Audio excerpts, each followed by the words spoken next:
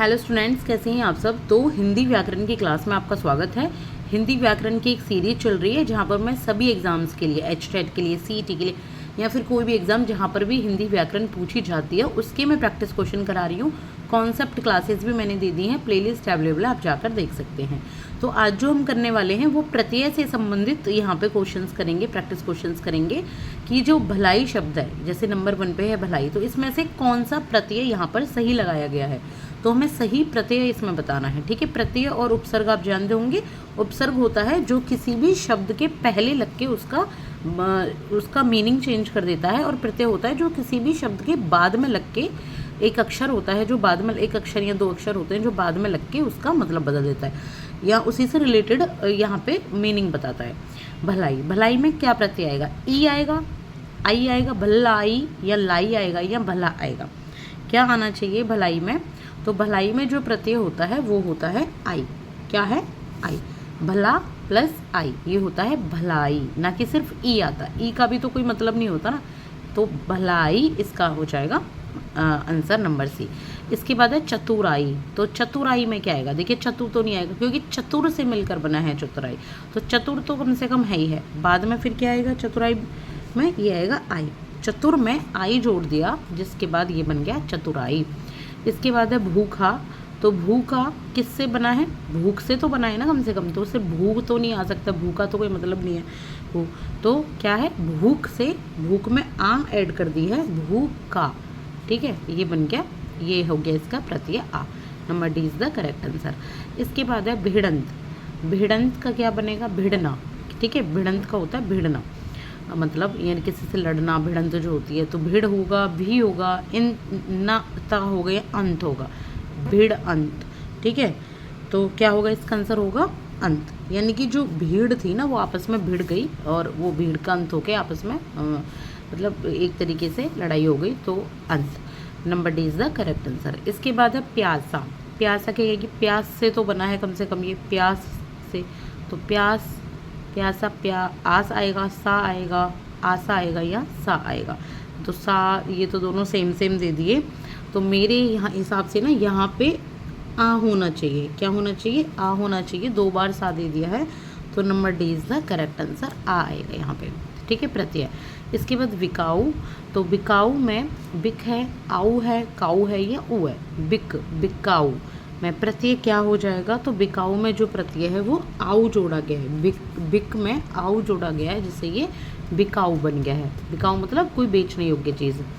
इसके बाद है तैराक। तो तैराक में क्या है? तय है, तय तो हो नहीं सकता। देखिए, तय तो उपसर्ग की बात करते तो शुरू की बात, तो तय तो वैसे हटा दो, तैर भी नहीं हो सकता। ठीक है, तो 2 तो एलिमिनेट ही कर दो। इसके बाद राख है कि आँख है? देखिए, राख भी नहीं हो सकता। तैरना, कम से कम तैर तो आएगा ही ना, एक अपने कंप्लीट वाक्य में है, आगे कुछ जोड़ा गया होगा, तो यहाँ पे क्या आंसर हो जाएगा? आँख। तैराक में जिसको तैरना आता है उसको होता है तैराक, आँख। तो number D is the correct answer. इसके बाद है सन्नाटा। तो सन्नाटा का, अब इन्हें तो हटाई दो, देखो ये तो बिल्कुल ही गलत है, शुरू के वाले बता दिए, हमें लास्ट वाले बता। तो नाटा आएगा या आटा आएगा? तो इसमें क्या आएगा? इसमें आएगा आटा। ज़्यादातर ना डी आंसर ही दे रखे हैं इसमें, आटा। देखिए, बहुत आसान लग रहे होंगे करने में तो आपको कि ये कोई करने की चीज़ है, क्यों करें, ये बहुत ईजी है, तो हम यूँ ही कर लेंगे चुटकी में। लेकिन फिर भी बात बता दूँ, जो एग्ज़ाम में जाते हैं ना, अगर बिना प्रैक्टिस के चले जाते तो सारे आंसर ना सेम दिखाई देने लगते हैं। इसलिए अच्छा है कि थोड़ी सी प्रैक्टिस कर लें। थोड़ी सी प्रैक्टिस करके जाओगे तो माइंड ना एकदम सेट रहेगा कि अच्छा, इतने तो मेरे तैयार हैं और अच्छे से आंसर कर पाओगे क्वेश्चंस का। इसके बाद है नेक्स्ट लोहार। तो लोहार का क्या होता है? इसे तो हटाई दो, लोह को।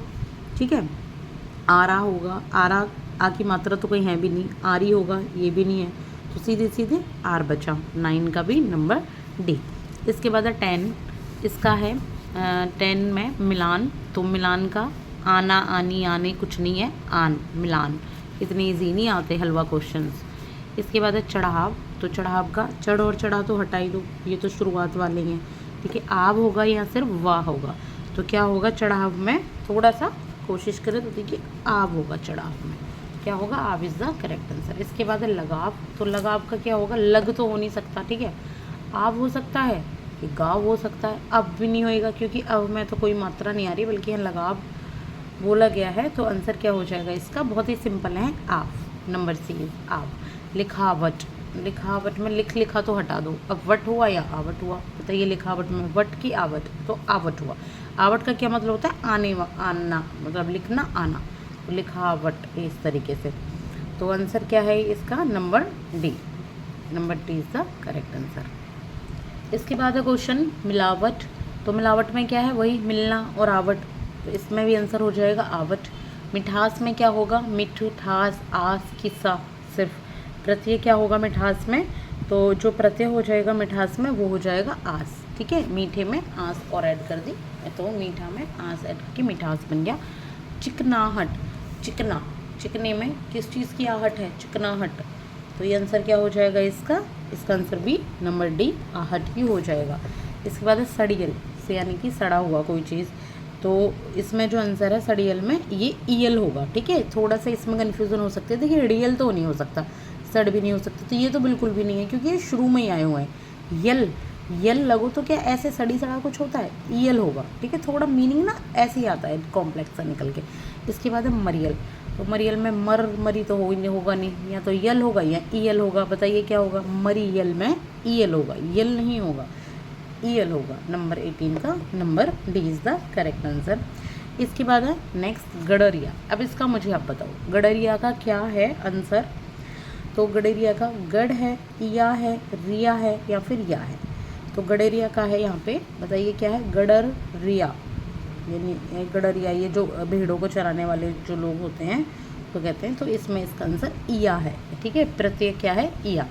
इसके बाद है सजीला। सजीला में क्या है? सजीला में ये है ईला। ठीक है, सजीला में जो आंसर है वो होगा बड़ी की मात्रा ईला। इसके बाद है लुटेरा। लुटेरा में प्रत्यय क्या है? लुट एरा, या ये वाला एरा, यारा, ये थोड़ा लग सकता है ना हार्ड आपको, तो इसमें होगा ये वाला एरा। ठीक है, अगर ये वाला एरा हुआ तो लुटेरा ऐसे नहीं लिखा जाएगा टैग के ऊपर, है ना, यही की मात्रा, तो ये वाला एरा। इसके बाद है लठैत, देखो आ गया वो आई की मात्रा वाला, तो कहीं ना कहीं यहाँ तो आई की मात्रा आएगी। ठीक है, तो क्या होगा इसका? ए या तय, तो देखिए लठैत में हो जाएगा यहाँ पे एत। Number C is the correct answer. इसके बाद है भगोड़ा। भगोड़ा, तो इसमें ओ आएगा, अड़ा आएगा, भगो आएगा कि ओड़ा, इसका आंसर आ जाएगा ओड़ा। एक बार ना तीनों को देखो, ओ आएगा, ओ तो बीचों बीच है तो प्रत्यय बीच में तो नहीं आता, अड़ा आएगा, ऐसे अड़ा तो सीधे नहीं आ सकता, प्रत्यय में कहीं ना कहीं कोई ना कोई मात्रा आगे पीछे जुड़ रही होती है, जो स्वर होते हैं तब आता है, तो ओड़ आएगा। इसमें खपत है, खपत में खा तो नहीं आएगा, पा भी नहीं आएगा, पत भी नहीं आएगा, क्या आना चाहिए खपत में? बताइए, खपत में आ जाएगा यहाँ सिर्फ ता। ठीक है, जीवट। जीवट में क्या आएगा? जो मात्रा ही नहीं है इसमें, जीव, जीव में यहाँ ट और यहाँ अट आएगा, अट आएगा जीवट।